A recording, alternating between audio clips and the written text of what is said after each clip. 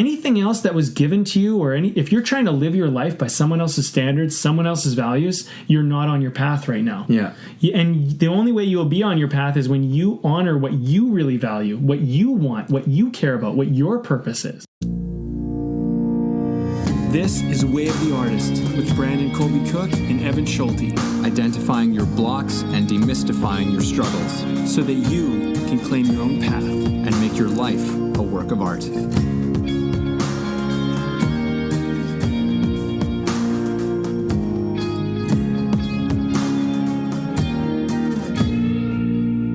Welcome to Way of the Artist. I don't know. That was not the start I thought we were going to have for this podcast, but there it is. There it is. There it is. Welcome, everybody, to really like the kind of the official first episode of Way of the Artist. Yes, and if you think you clicked on the wrong one, this is episode 2.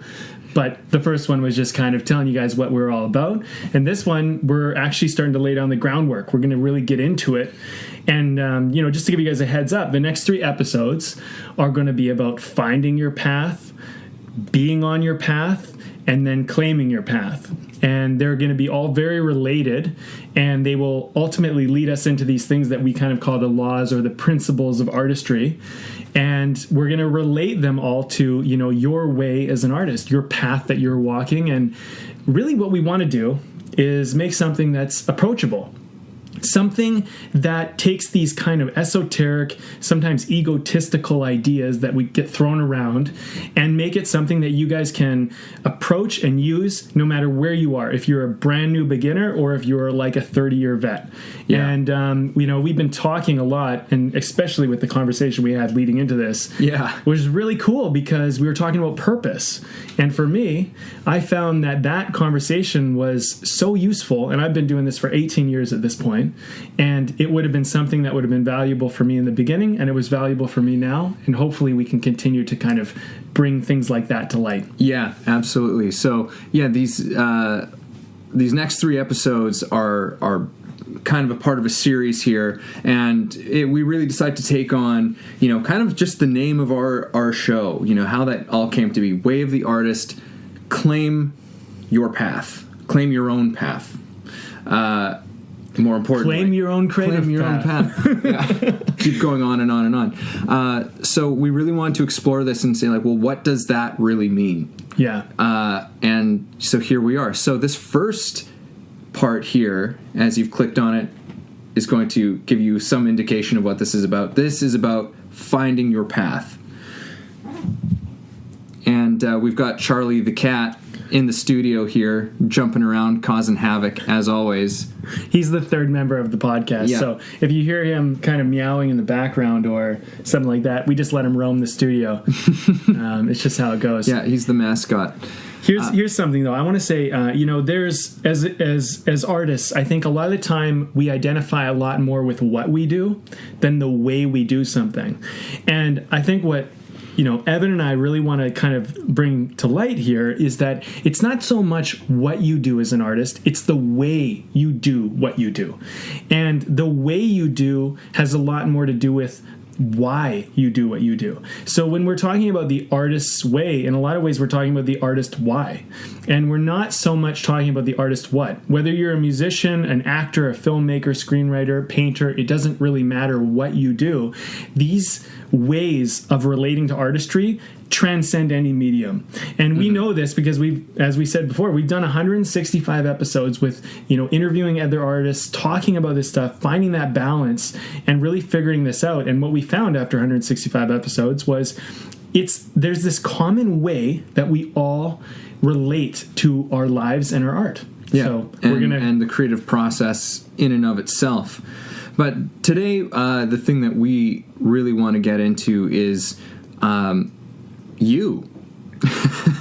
Yeah, we want to get into you. We want to get into you. What are you all about? What are you all about? Who are you as an artist, no matter what kind of art you do, no matter what kind of creative field that you're in? Finding your path is really about getting in touch with who you are.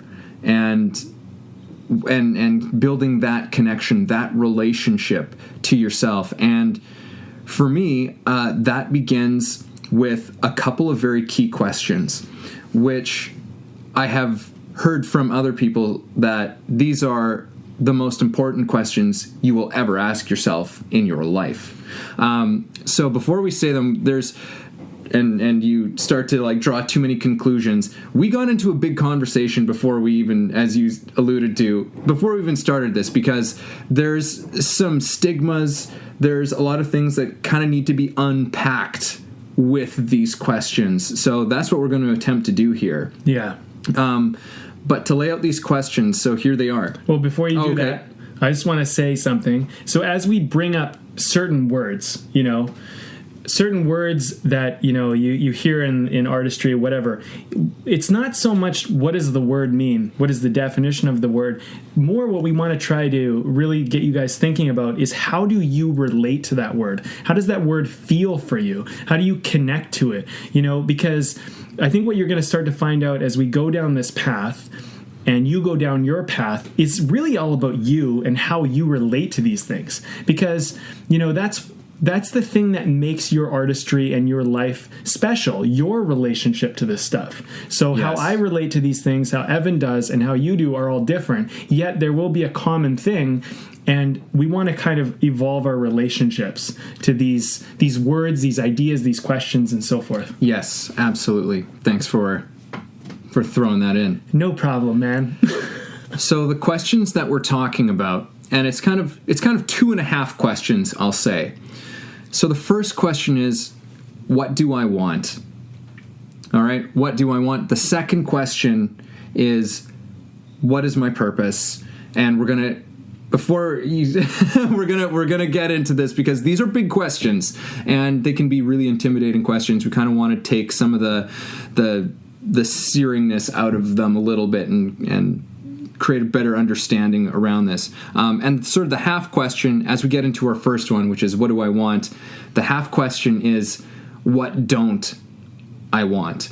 Because I think that in asking these questions, that can be a good starting place with all of this.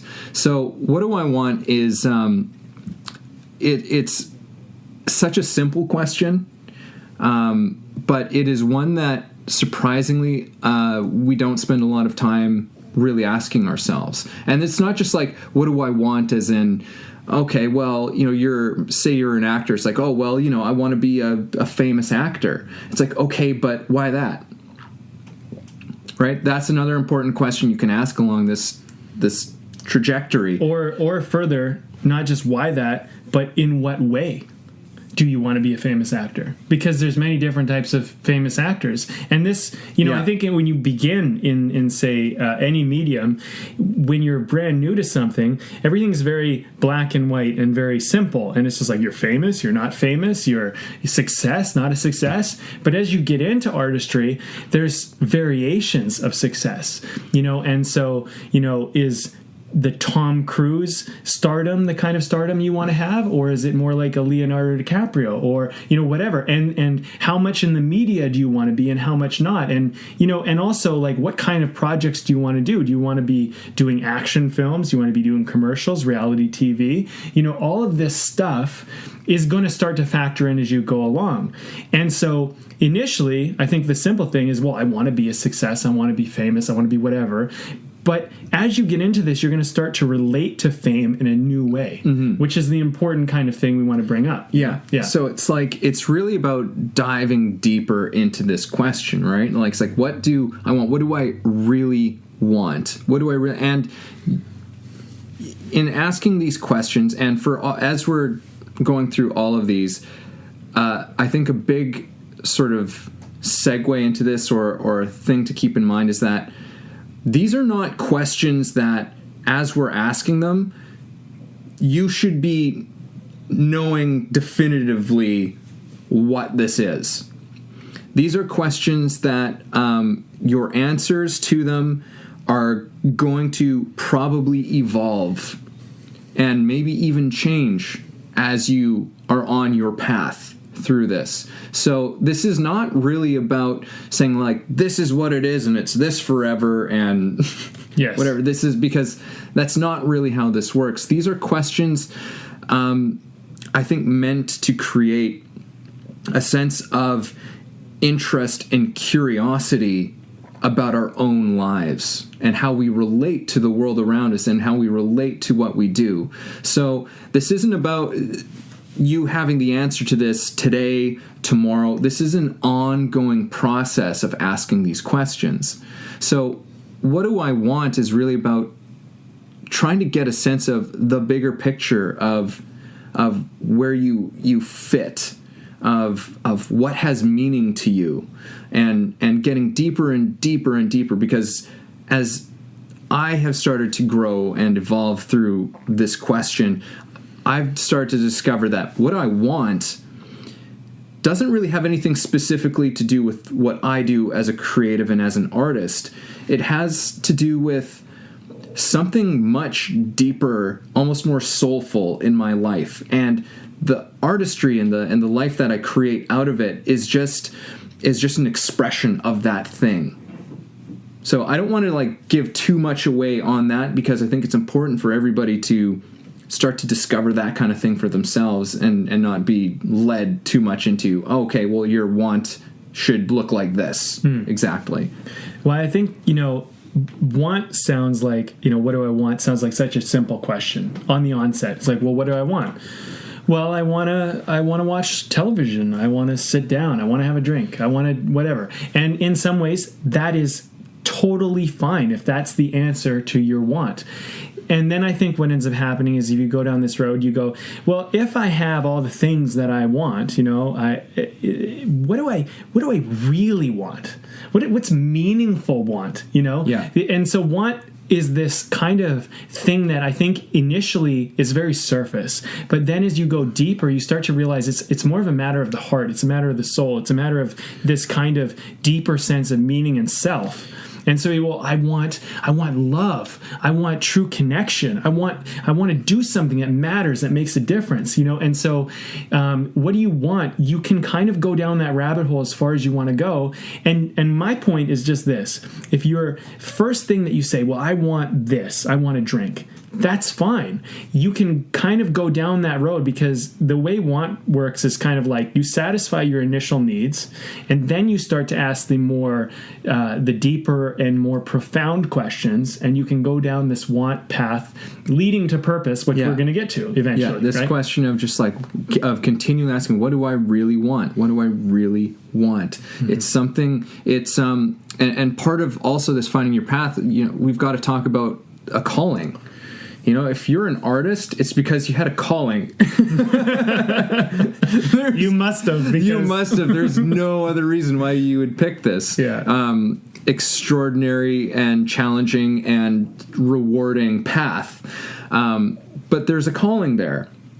And it comes from a deep want of some kind. And so the thing is to keep exploring this question along your path, and as you have more and more experiences and you do more things, that one's like, oh, okay. But again, getting back to this, what don't I want, is I found that as I consciously started exploring that question, because the thing is with these questions that we're proposing right now is that these are actually always kind of going on within us, like these are going, but it's about establishing a more clear connection to these questions and engaging with these questions on a more direct and conscious level, right? But for me, and not just connecting, but relating.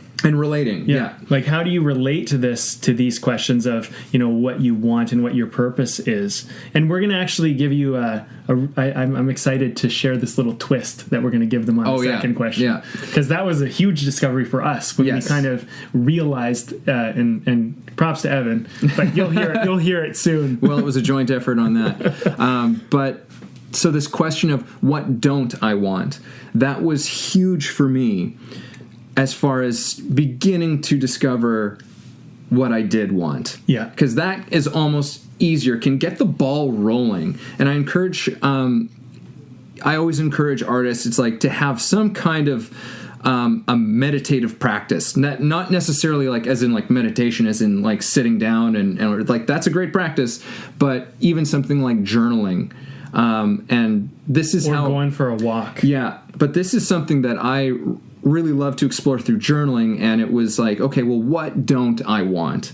And that just got things cooking, because what do I want is such a big question, but what don't I want? I'm like, well, I don't want to do this, and I don't want to do that, and I don't want to end up doing that. And next thing you know, I was on this roll of just like, and I don't want my life to look like this, and I don't want my life to look like that. I don't want this, and this, and I don't want this shit, and blah. And next thing you know, it was like, I want my life. It just kind of happened on its own. Mm-hmm. It was just like, I want my life to look like this. I want my life to be like this, and boom, boom. And next thing you know, I was like, ooh, I'm closer to knowing what I want in my life. And I continue to do that because it is a process that is ongoing.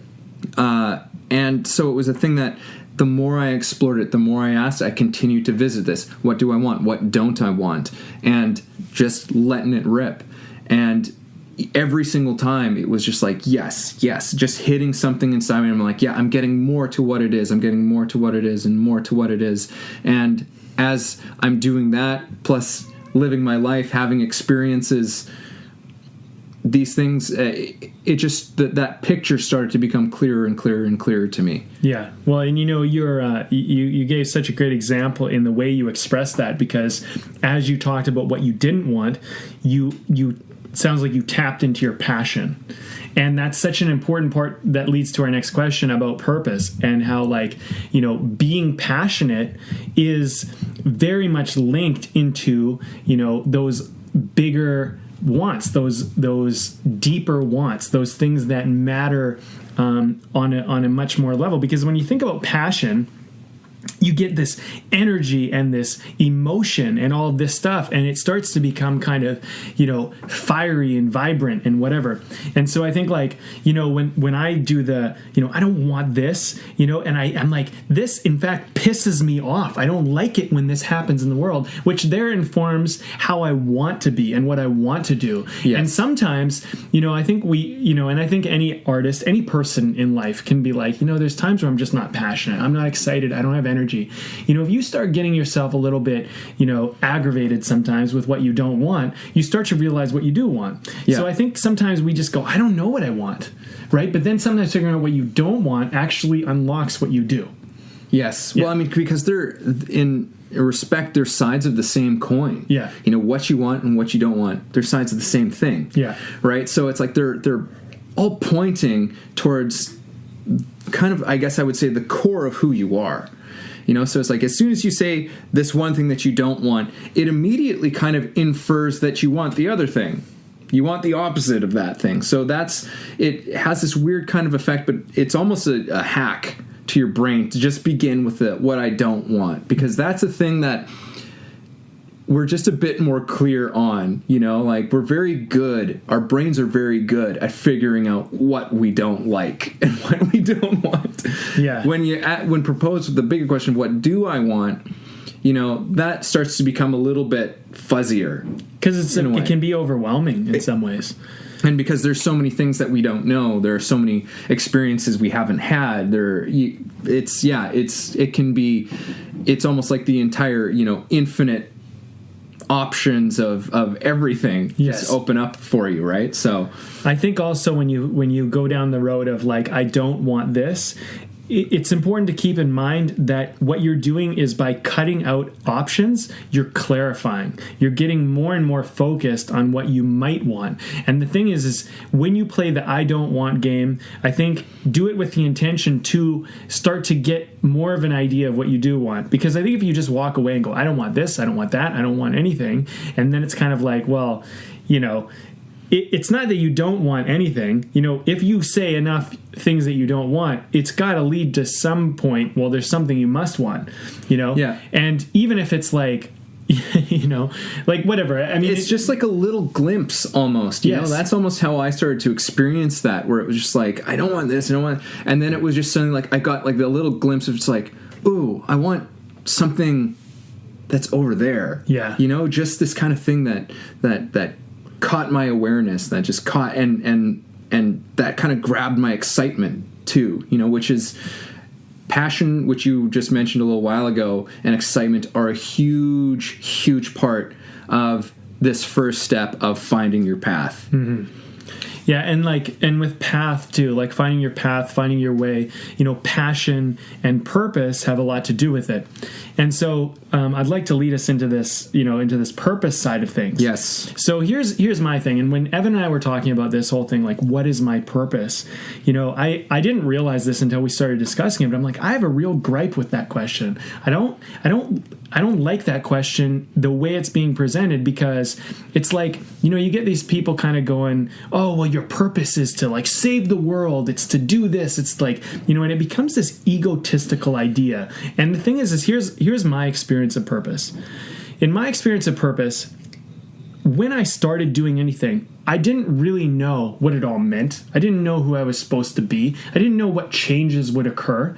It started with a passion and a want and a desire to go down a road. And then the purpose was much more short term. So it was like, you know, I want to make a film. And then it's like, well, I want to be a filmmaker. I actually want to be in the industry as a filmmaker. And then filmmaking led into acting. And it's, well, I want to be an actor as well. And then it led into writing. I want to be a writer. And then it became, I want to make this big project and show people what's possible. And then, you know, it's gotten to a point where it's like, well, now it's like teaching people how to write scripts and make movies.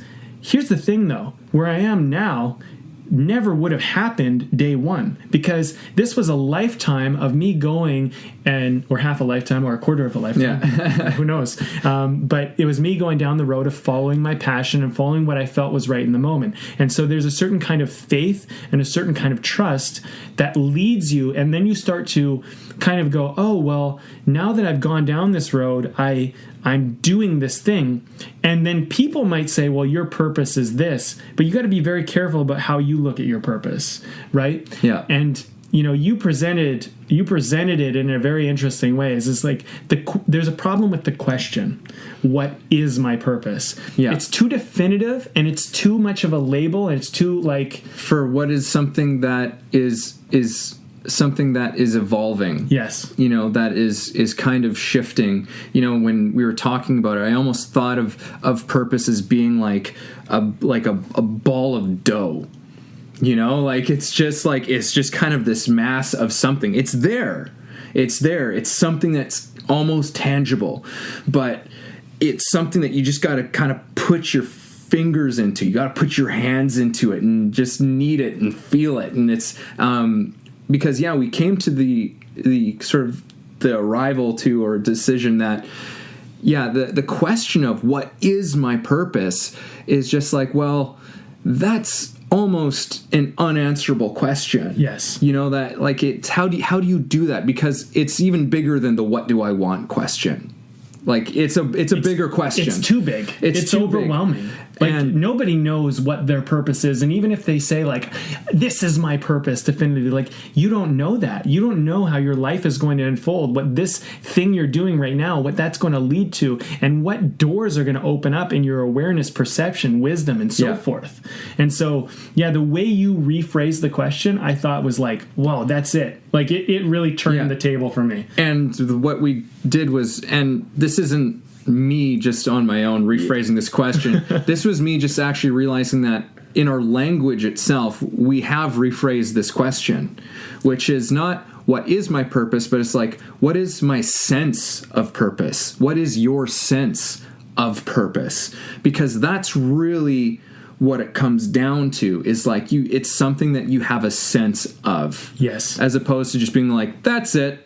Yeah. Right? Like it's like you go, it's like, no, it's in this place. It's this dough, you know, that I'm kneading and is like in my hands and I'm playing with it, you know, like it's in here. But I'll never be able to just say like, that's it. Yeah. It's gonna be this constant thing that's shifting and working. Right. Which is way more exciting, way more fun, way more playful. Way more approachable. Yes. That was the big thing for me, is like when you kind of rephrased it that way, I was like, and you said, it's kind of like this sense or this feeling. I'm like, it is. It's a feeling and a sense. And I can approach that at any moment. I can go, what do I feel like? What's my sense of purpose? I can dial into that right now. It taps into my present. It taps into my sense, my feelings, my body, right? As opposed to this esoteric kind of idea of like, well, my purpose is to change the film industry and make everybody like make movies. Like I don't know if that's what it is. I do like to help people make movies, but I don't know if my purpose has anything to do with that. But my purpose right now, my sense of it is like, I really love helping people make movies and write scripts and make their magic, And so if that gets a lot of people making movies and kind of gets a momentum of people doing that, then great. But I don't know if that was my purpose as far as like I'm concerned. But it's like, for me, it's like when you say that, I go, even you strip away the movie part of it, because that's like the vocational part, and you just say, if you were to bring it down more so to like, my purpose is to help people make their magic. Yes. It's like, okay, now we're in the ballpark of what purpose is. Right? Like, because helping people make magic, that can manifest, that can happen in so many different ways. You could do so many things within that, right? Sure. And it'd be like, yeah, this is in my purpose. This is what lights me up. And that's where passion is so connected to purpose. Yes. Because it's like, it's a thing that lights you up. It's the thing that brings your light out. Mm-hmm. Right? And it's that gets you connected to that thing. Whenever you start getting into a connected space of your sense of purpose, there's that feeling, there's a rush to that. There's just being like like an excitement, like I'm on to something with this. Mm-hmm. Right? But it's always kind of just that feeling of like, I'm on to something with this, and then just going with whatever you've got at that moment. Yeah, and I think like if someone ever said to me like, I don't know my purpose, I would say, well, what do you feel like? What's your sense of it? What's your, and because the thing is what's great about this rephrasing of the question, as opposed to what is my purpose, but what is my sense of purpose?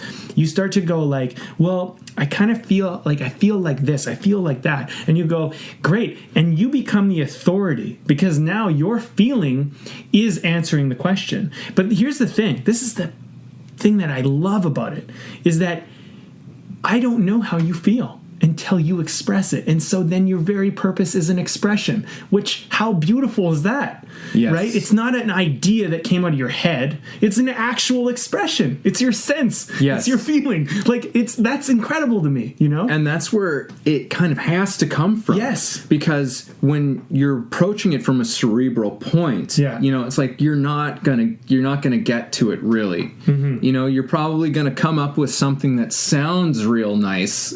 Yes.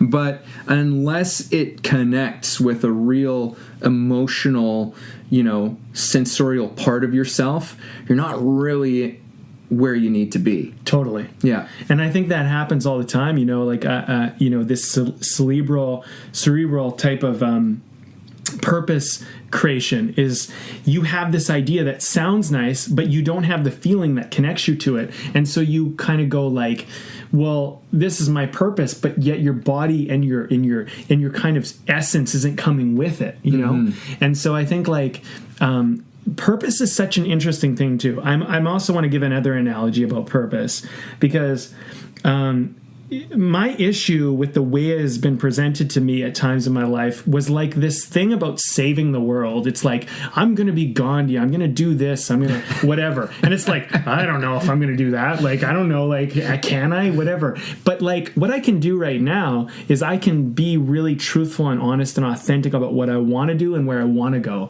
I don't know if it's going to lead to me doing any really great things and saving the world, but it can be truthful and honest, and I can live a full, passionate life. And so I think the thing that makes it more approachable is that you don't have to be some like iconic figure. You don't have to have this vision of, I'm going to be this iconic figure. You can be like right now really honest about where you're at. And my analogy is kind of like this, if you've ever built a puzzle, you usually will build a puzzle in one of two ways. Either you'll find all the end pieces that go outside the frame of the puzzle, and you'll find all those pieces and you'll slowly put them together and you'll build a frame, and then you'll slowly fill in the middle, and then you'll see the whole picture. The other way, and this can happen simultaneously or whatever, is you'll find groups of colors or groups of things that look similar. You'll put them together and you'll start to put little pieces together. Purpose is much more like this in my experience. It's like you're building a puzzle, so you don't even know what the puzzle looks like yet, but what you can do is you can start to find things that align, find colors that match, find frames to it, find your boundaries of it, right? Once you do that, you'll slowly start to be able to put this whole puzzle together, and I imagine that as you go along, you're going to start to see later in your life, oh, this is the picture of my purpose. It's more clear now. And, and then I think even if you filled out this frame of what you thought your purpose was, all of a sudden you'll realize that your picture was actually 10 times larger than what you were building. And then you're like, oh, I was just looking at this little picture. My purpose is much, much bigger than I initially thought. Yeah. Right. So the frame all of a sudden grows way beyond what you initially built. So this is how I think we can all relate to purpose and not have it be so overwhelming. And we can feel like, man, I'm on my purpose. I don't know what the whole big thing looks like yet, but I know what this part is. Yes, because it's a constant unfolding. And as I've explored these questions and started to create that sense of it, and I want to say as well too that like the order in which you ask these questions is somewhat important, because the want kind of helps you to discover the purpose part of it. And there was something else I was going to say, but I can't remember it now, so moving on. But the thing is that these questions are, I found, related to each other as far as the sense that I've created for myself around these things. Like I can see a direct tie between what I want and my sense of purpose. But as far as, I love your puzzle analogy of creating of it being this thing that starts to take shape in something that becomes clearer to us over time. Yes. Right? Because it's not about just saying I have an answer for this right now. That makes it a very difficult thing, and because I've been in that position before where I've been confronted maybe with this question before in my life, but similar types of questions, and just like I don't know. And the thing is this is what I was getting to. It always comes full circle. I've learned to trust that. Is that Are you blanking? I am blanking. By the way, we are drinking a beer on the podcast. That is kind of our tradition here. Okay. Let's do a beer break. Let's do a little beer break, because this seems like a perfect segue for that. So we're drinking from one of our favorite breweries, kind of where this Before you present this, we're not. This isn't an advertisement. No. This is a local craft brewery where we live, and it's a tradition. Basically, I want to fill this in before we present the beer, Go ahead. so people understand why we're. What beer? What the hell? So basically, Evan and I have been actors and screenwriters, for a long time, and we wrote a bunch of scripts together. And there was a script that there was some interest in, so we were rewriting it, and we would get together and we'd sit down and we'd have a beer and we'd start talking about our lives as artists and trying to get paid and still be in integrity and all of that. And we started having these great talks, and these talks ended up being like a half hour to an hour or whatever. And we're like, man, I wish I had that talk recorded, because we talked about some stuff and I really would like to remind myself of it. And so the idea of a podcast came up. And so we were like, well, why don't we just record our initial talks before we get into the screenwriting thing or whatever we're going to do. And then, for us. And then we're like, well, we could share it with other people too. And so here we go. We're on this place now where we did basically the B&E podcast, which was our initial podcast, and then we re-changed everything. We re-altered it and went, okay, we're calling this podcast Way of the Artist, doing a few different things, but the beer stayed. Yeah. So, because the beer was a fantastic component to the whole thing. Yeah. Helps the conversation, though it helps you forget, apparently, at times, too. So this one is from the brewery where this all began for us, and this is from 33 Acres Brewing in Vancouver, and this is one of their seasonals just called Coffee Number 3. So it's a coffee-flavored kind of beer. Very dark. It's what is this like? This coffee beer, is it like what you would consider It's not a porter or a stout. I can't remember what he called it now, but it's something I've never ever heard of before. Oh, really? Yeah, it's really good though. It's like it's not too coffee flavored. Yeah, it's like it's they do such a good job there with all their brews.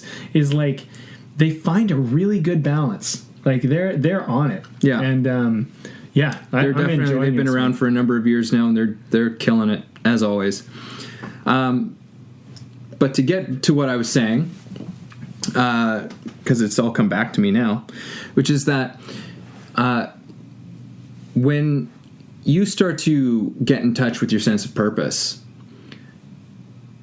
at least in my experience, you'll look back at the things that you've been doing in your life and realize that you've always kind of been on your purpose. That was the thing that was pretty mind-blowing for me, which was like, what? Like, I was actually already doing this when I was like 19, 20, 21. I just wasn't very conscious of it. For me, at the time, it was just like, I don't know, this is just the great thing. For me, I just can't imagine doing anything else, so this is what I'm doing. But then looking back on it, you'll realize that you're always on the path. You're always on that path. And that can help inform your purpose as well, just as you start to make those connections. Right. From where you are now to where you were before to what you want, where you want to go, right? And how your purpose has always been threaded and woven in there. Yes. The entire time. I guess it's how much you've been kind of claiming it and how much you've been owning it, though, because I think at times, we are maybe on our path, but we're getting distracted and we're getting pulled, because I think there's a lot of societal pressures. There's a lot of there's a lot of programming about how we're supposed to be, the way we're supposed to live, what we're supposed to do, what our lives are supposed to look like, what we're supposed to want, yes. What we're supposed to strive for. Yes. So basically, and this is exactly, you did like the perfect segue into this, because this is exactly why we're bringing all of like these questions up for you to engage with, is because there are these pressures. There are wants and purposes that we have been given from outside of us that we've adopted without necessarily even knowing why. We might think that we want things that we don't even want at all. And there's all kinds of stories. Jim Carrey is so famous for saying, I hope you get everything you want so you realize it's not what you wanted. It's this thing of all the pressures that we face in this world, in our communities, and our communities on a larger scale, from our countries and whatever. Like, there's a lot of pressures. There are a lot of expectations. And these questions, when we really think about these things, when we really spend time with them, help us to get a sense of strength and confidence and courage in who we are in the world. Yes. I think, and just to lead off of that, I mean, so much of what I personally just think is so important for any human being, doesn't matter if you're an artist, doesn't matter, is that you start to see that you are an authority. There's a sense that you have inside of yourself. There's a knowing, there's an internal wisdom. And when you have these societal pressures, when you have all this outside stuff and the kind of the program of the industrial age and all of that, it's very easy to start to get disconnected from your own sense of authority, because we're taught to kind of listen to the teacher, listen to your parents, listen to this famous person, listen to this doctor, listen to whoever. And the thing is you can go down that road and people can help you about certain things. But when it comes to matters of the heart, when it comes to matters of authenticity, when it comes to matters of sense of self, of meaning, of purpose, those are you. You are the authority. Nobody can tell you what is the right path for you. And it's something that not even us. No, not even us. And we can only encourage you to start asking those questions and listening to your own internal voice. And you might start to find out that you're being called to go a certain way, and you have just not been listening to that. You just have not been honoring that or following that or claiming it or whatever you want to call it. And so I think, I've been an artist, most of my life. I've gone down that road and full-fledged, Mm-hmm. The thing is that even myself, and at different times in my life, I've had different pressures, so like, in my 20s, there was certain pressures. In my 30s now, there's certain pressures. In my 20s, I'll just give you an example. Like, what is it to be a man, and trying to, do that, and be out there in the world and kind of, the bravado and certain things like that all of us young guys had, and we're trying to matter. We're trying to mean something. We're trying to live up to whatever we think we need to do. Now in my 30s, it becomes about, like having your life together, and like having things figured out. And it's just like, I don't even know if anybody necessarily gave me this, but what happens is there's these weird pressures. And so then you feel these things and you go, well, I can't really do that thing I want to do. I got to go do this thing I have to do. And so what ends up happening is it's very easy to start taking these things that really matter to you and kind of going, I'll do them once I take care of business, once I take care of this stuff. Mm-hmm. And, and I think what that leads to is it leads to a lot of discontentment. It leads to certain kind of, sometimes in some cases, depression. It can lead to this sense of like meaninglessness or purposelessness, that type of thing. And so like, I think part of being on your way, being on your path, it's the best thing is it's like the best medicine for anything like discontentment or incompleteness or unfulfilled feelings. Because when you're on your path and you're feeling your passion, life is full and vibrant.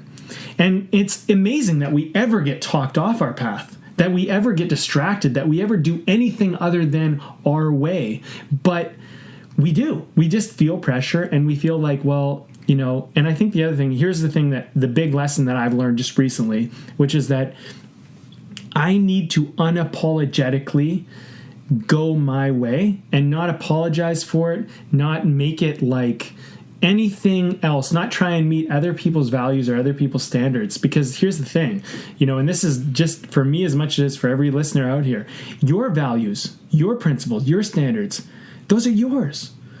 Anything else that was given to you, or if you're trying to live your life by someone else's standards, someone else's values, you're not on your path right now. Yeah. And the only way you'll be on your path is when you honor what you really value, what you want, what you care about, what your purpose is. Yeah. Yeah. Or it's like you'll be on your path, but you're going to be getting knocked around a hell of a lot on your path.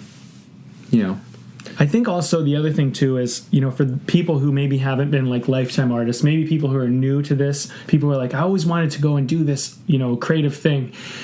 Don't look at it like, don't look at it like wasted time. Look at it like that's what led you to the point for you to see and get connected to what you want. I mean, here's the thing. Whether you started out like, I started out as an artist pretty much 17. I like moved out on my own and I'm like, I'm doing this and I'm going for it. And I figured out a weird way to make it work and just hung on and pushed through hard times. I had high life times, whatever.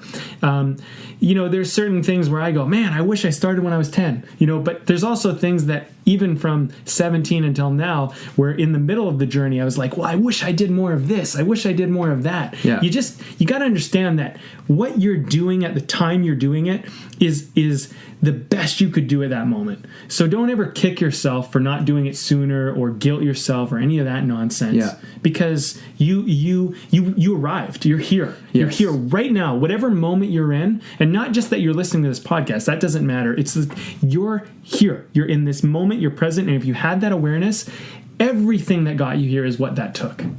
Everything. Yeah. Yeah. Yeah. And everything that you are brought, like every experience you've ever had has led you to this, and it couldn't have happened any other way. Right. Yeah, man. It's cool. Okay, so let's wrap this baby up. I'm thinking what I want people to just walk away with is asking the question, what do I want? And you can go from the very surface, what do I want, down to the deepest, what do I want? And when it comes to purpose, my opinion is this. Purpose is highly connected to your sense of passion. So when you get down the want path enough, you'll start to see what you might be passionate about. Follow your passion. It will lead to your purpose. And remember that your purpose is just a piece of a puzzle, not the whole picture. And even when you build the whole picture, there's another bigger picture beyond that. And that's how I see it. And just to give you my own life experience and the way I know this, I do know. Is like, I don't usually claim I know anything, but this is one thing I do know, was that when I was like 16, 17, I knew I wanted to be a filmmaker. I didn't know my purpose. I didn't know whatever, but I knew that I wanted to learn filmmaking. I followed that path. It led me to move to Vancouver in the city. I started working at a restaurant for a few months. An agent found me because I was working at that restaurant. They said, come into the agency, do a reading. They said, I want to take you on as an actor, but do this acting class. Great. I became an actor. My life unfolded because I followed what I wanted. And listen to this. By the age of 21, I had a distributed film. From 17 to 21. So, and I didn't know what I was doing. Yeah. And the reason that happened was not because of anything other than following what I wanted and my purpose. And the magic happens when you do that. So if I can leave anybody with anything, ask those questions and follow those questions.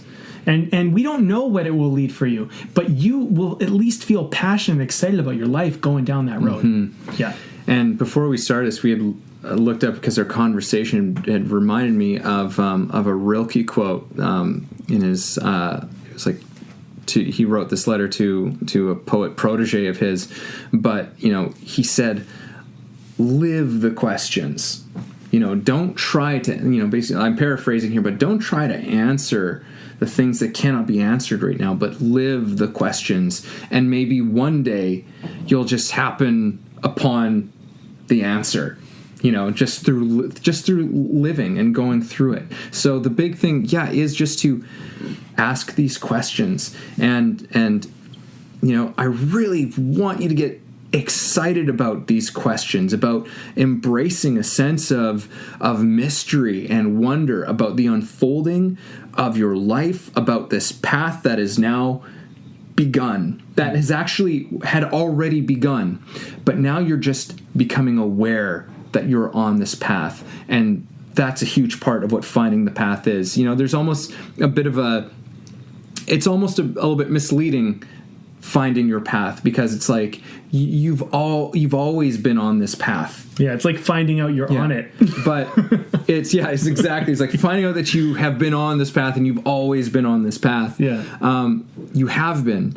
And these that's just becoming one of the awarenesses that's a part of this. It's becoming more conscious that you are on this path. And these questions are about you being more conscious about who you are, where you fit, how your art and your creativity fits with all of this. How you can find greater meaning and depth in what you do.